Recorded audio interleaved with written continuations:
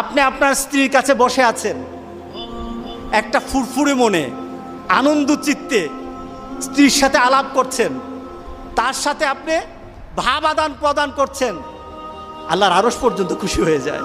সুবহানাল্লাহ, আল্লাহর আরশ পর্যন্ত খুশি হয়ে যায়। যতক্ষণ পর্যন্ত আপনি এইভাবে আপনার স্ত্রীর সাথে কথা বলতে থাকেন, স্ত্রীর কাছে বসা থাকেন, আপনার আমলনামার মধ্যে সওয়াব লিখতে থাকে।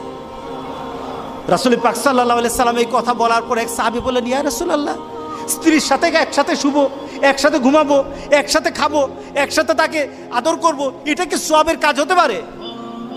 রাসূল পাক সাল্লাল্লাহু আলাইহি সাল্লাম বললেন, আচ্ছা তোমার স্ত্রীকে না নিয়ে তুমি যদি আরেকজন স্ত্রীর কাছে বসে থাকো, আছে কিনা?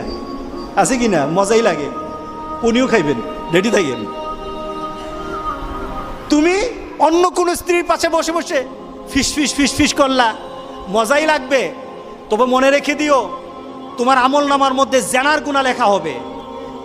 তুমি যতক্ষণ তোমার স্ত্রীর কাছে বসা থাকবে, জান্নাতের দরজাগুলি তোমার জন্য খোলা আরম্ভ হয়ে যাবে। আর যতক্ষণ পর্যন্ত পরস্ত্রীর সাথে বসা থাকবে, ততক্ষণ পর্যন্ত তোমার আমলনামার মধ্যে গুনাহ লেখা হবে কিনা। সাহাবায়ে কেরাম বলেন, ইয়া রাসূলুল্লাহ, অন্য স্ত্রীর সাথে বসলে তো গুনাহ তো হবেই, তাহলে তার উল্টাটা তোমার হালাল বউর সাথে বসলে, তোমার হালাল যাকে হালাল করেছো তার সাথে বসলে সওয়াব হয়ে যাবে। সুবহানাল্লাহ, সুবহানাল্লাহ।